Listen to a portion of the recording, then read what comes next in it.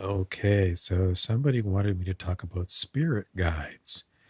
And this hat, we call this Arbuthnot's hat. He's a pirate, just like the Tampa Bay Buccaneers. And he's one of our spirit guides. And he has been gone for a long time. I can't even tell you how long. Very, very long time. Maybe like 2 years. Now, Arbuthnot, I used to tell my spirit guides that they should go on a quest. Quest. What is a quest? A quest is, well, sometimes you know what you're questing for.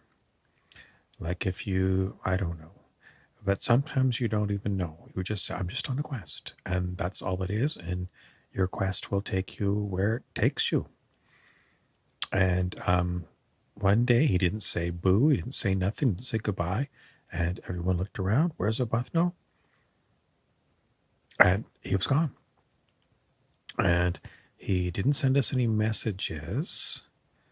So we pretty much got a bit of just like intuition that he got on board a pirate ship like in Pirates of the Caribbean, and that occasionally we hear like intuition that where he's going, and it's not coming through now. It's been a while since we had a report, but I just wanted to tell you that sometimes spirit guides, somebody says go missing. Yes, sometimes they just, it's called like, we call it bugging out. Like they just bugged out. It just means that they just gone. We don't know where they went, but they're not here. And sometimes there's a bunch of spirit guides that I've had that bugged out and we don't know where they went or nothing. What else can I tell you? How do you get spirit guides?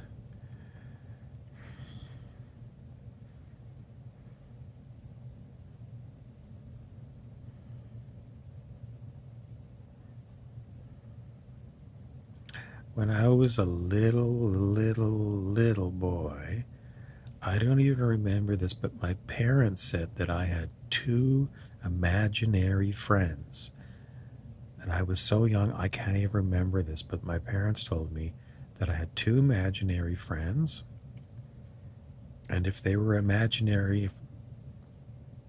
then that means that they were spirit guides for me.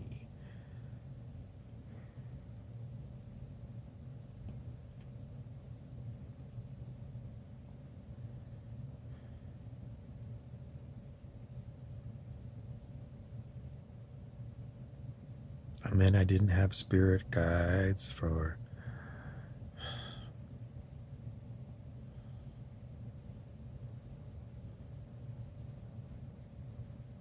let's go with 40 years. Well, maybe 30 years. Let's go with 30 years. No spirit guides. And then I had some kind of strange ones, not really spirit guides, but spirits that visited. But they didn't stick around for any length of time.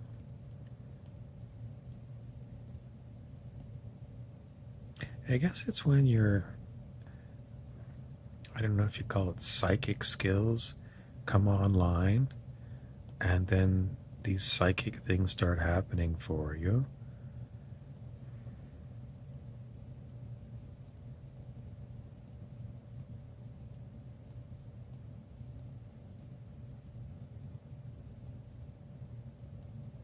What are some of the psychic things that can come on for you? Clairaudience. That's when you can hear, like my spirit guides, I pretty much hear them all the time. So that's clairaudience. Then there's some other ones. Clairsentience and claircognizance.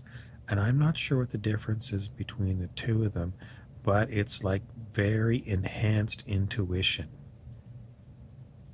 very, very enhanced intuition. So, like with spirit guides, sometimes, clairvoyance. Clairvoyance is like sometimes if you had your eyes closed and then you could see visions inside of your head. And clairsentience, I think, is different ways of knowing. Sometimes I get visions of not too many of the spirit guides. Once in a while, I guess I do get them. And sometimes they're just very wispy. They're kind of like the morph. I'm going to talk to you about the morph in another lecture, but the morph, they're kind of like the morph.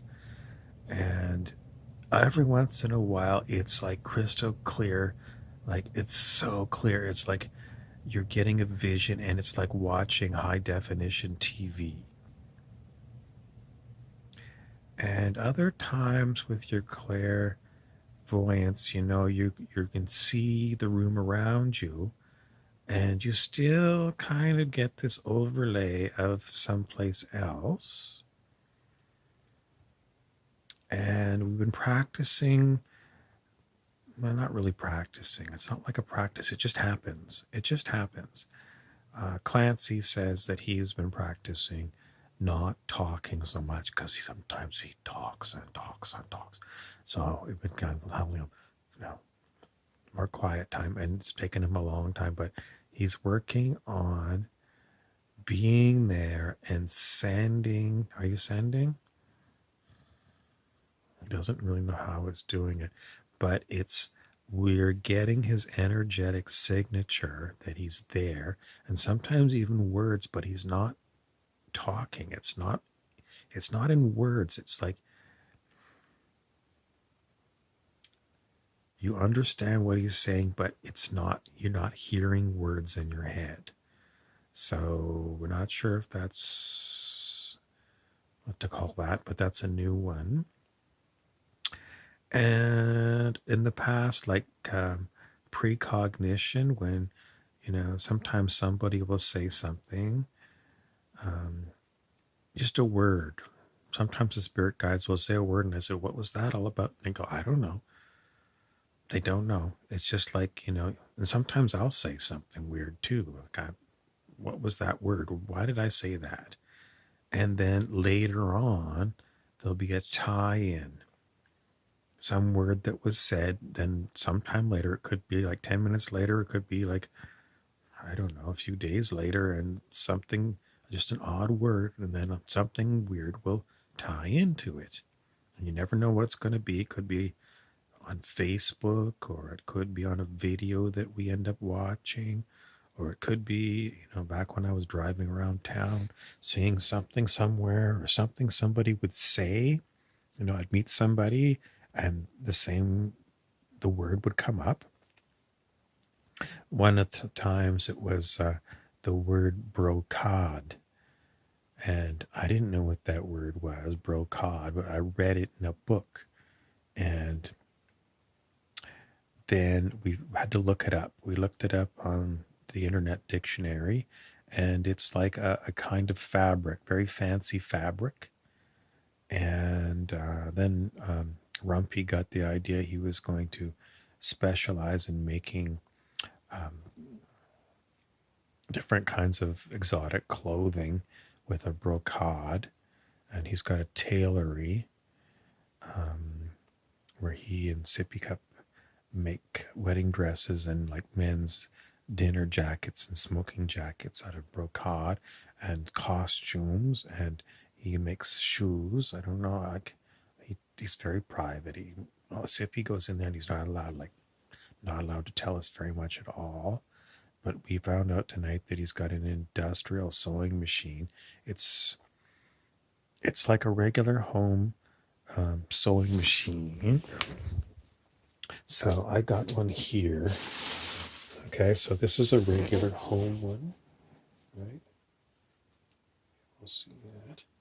This is a Sears Kenmore one. And so it's that style, but it's very much more robust. It's for like if you were doing upholstery for a couch or a chair. So we saw that he had one of those things, electric powered, we think. And what else? So anyway, that one, and we started seeing that word brocade in different books and things, and I'd never seen it, in my whole life of reading lots of books.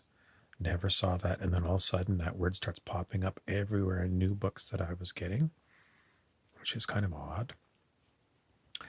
What about the spirit guides? Well, we have like regulars that are pretty much the regular ones, and then we had some that left on quests, or we just don't know, they hopped on a transport and they bugged out. And then we have ones that we call transients. They're like Burt Reynolds. Burt Reynolds passed on, and after he passed on, he came on a transport. And the spirit guides, pretty much the ones that I talk to, pretty much are on board a spaceship. And the spaceship is parked somewhere in space. We don't know where, because they're not navigators. They're like, they hang out there, they live there, but none of them know how to work the spaceship, and it hasn't moved, and they don't even know how long. It's known as a place where people can go and freeload, they say. People can come. There's the Slytherin bar, and it's a huge spaceship. It's so big that my spirit guides, they don't want to go and explore it, because it's like such an old spaceship. They don't like the other parts of the ship. There's a swimming pool that hasn't been cleaned in about so long that it's just, they don't swim in it. It's just a funny place. It's a huge spaceship. It's so big, and it's got crew quarters, and they don't go into, my spirit guides don't go into these quarters. They think it's like haunted or something. They don't want to go in, but when the transients come, and if they get really drunk at Slytherin Bar, then they can wander down the hall and find a room, and no one cleans it. It's disgusting. It's disgusting. No one cleans it, but these drunk people, the transients, if they need a place to pass out, they can just find a place, and it's very unkempt, except for certain areas. Like Rumpy is very fastidious about his areas, but the ship is way too big for him to clean it all, and he lets them go and do their thing. And what else? Slytherin Bar, where they started to do a renovation. So the spaceships show up, and they go and they dock with the Hutch is the name of the space station. The spaceship, but they call it a space station now because it doesn't move. It's just an old one. These transient ships come and they deliver people and sometimes supplies, and they go to the bar, they get drunk, and then they leave, and they come and go. There's no charge, and if they're in Slytherin Bar, it's basically free to drink there. They got peanuts. They don't cook anything, and the bar used to be more popular when these spirit guides came to me. That's basically where they hung out, and then they moved to the control room. So I don't think they go to the bar anymore. So they don't. I think that it was time for a change, and the renovations to the bar got halfway done, and then the people that came to do the work, they just bugged out. They left, and my spirit guides, I don't think they even go to the bar anymore. Oh, the Lady Marlborough, she's the cigarette lady. She goes back there because she's got a big storage room where she keeps her cigarettes and cigars and smoking supplies. But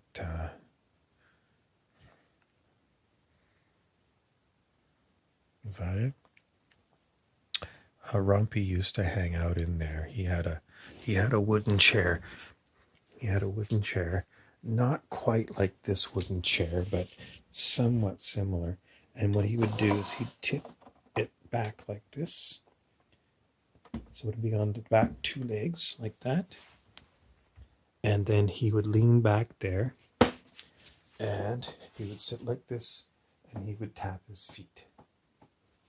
And he hung out there. And then there was a whole pile of them, like Bear. He changed his name. He used to be a different name, but they would sit. There would be about 6 of them, and they would sit against the wall in the Slytherin bar, and they'd sit on the ground like this, and they wouldn't talk. They just sat there for years, years and years and years. They just sat there in the bar, and they scowled.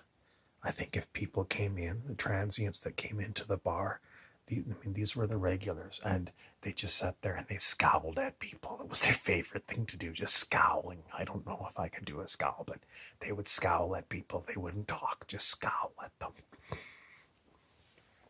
And what else? Well, they're spirits, so they don't have to sleep, I guess. They're different.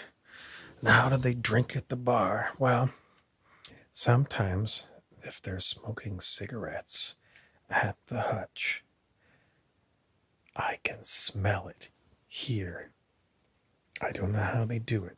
Doesn't happen all the time, but sometimes if I'm in the car driving around, back when I used to drive the car before the quarantine,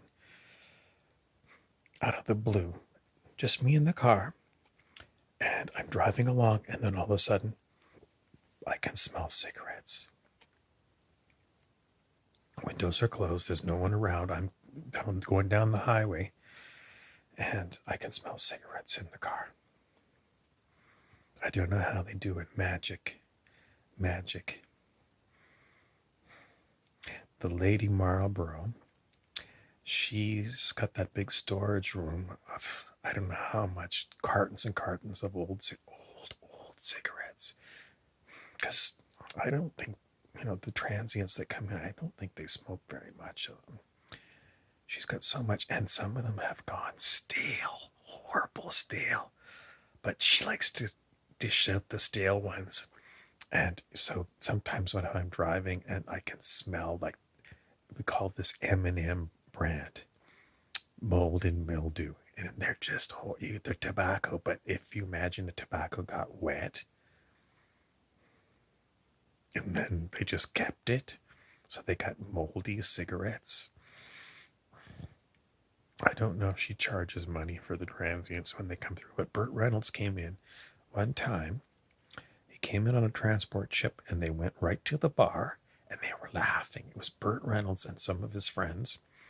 Burt Reynolds was wearing a cowboy hat, and he was wearing, it was a faux fur long coat, like what a pimp from New York City would wear. And they were laughing. They got drunk in the bar, and then they bugged out. We haven't heard from them since. What else?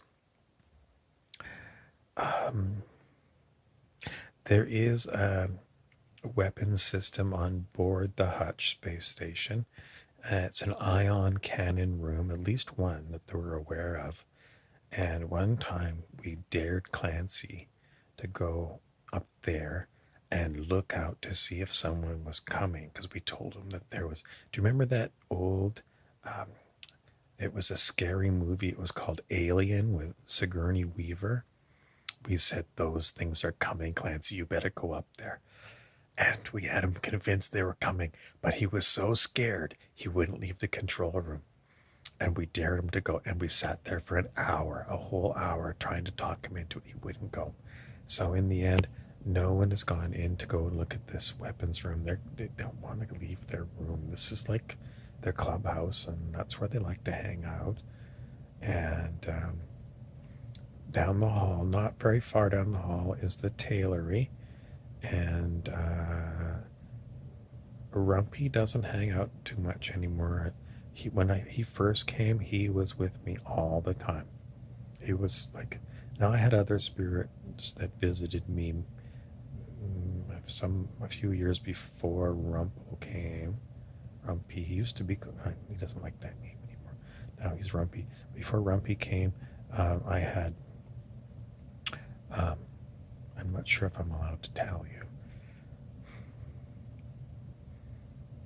I had some weird spirits visit me. Extraterrestrials. And there was a little gray that came and he wanted to eat peanut butter, but I couldn't see him. But I was using muscle testing at the time to see who was there, and I kept on muscle testing to different names, and I got it was a little gray, and I left peanut butter out. And one time I had extraterrestrials, and they were talking about how Earth is a nursery in their opinion. Do you remember David Bowie? He talked about the spiders from Mars. These ones were space spiders, and they didn't stay around very long, maybe an hour. This was many years ago. I had somebody else that wanted me to be an emissary, and I don't know much about who that was. One time I talked to the Hathors. They didn't like me because at the time I was eating meat. So they didn't like anyone that eated meat, so they talk to me for shortly, and then they left. Let's see. Sometimes in the past, well, I would get news, and let's see. I don't know. So, do you want to have spirit guides? Some people have spirit guides that are like. Anyway, I have the ones I have, and they're getting annoyed at me now because I've gone on too long.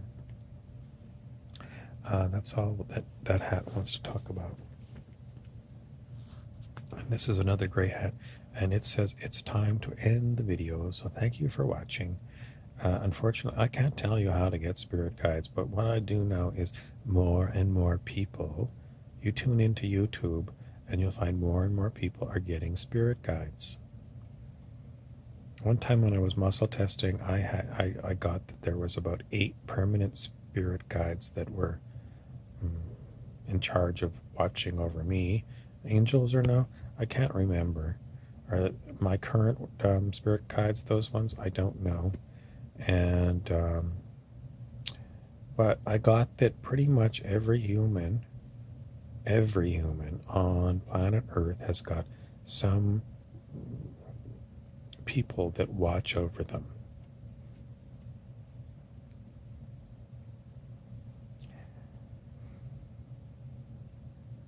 I gotta go.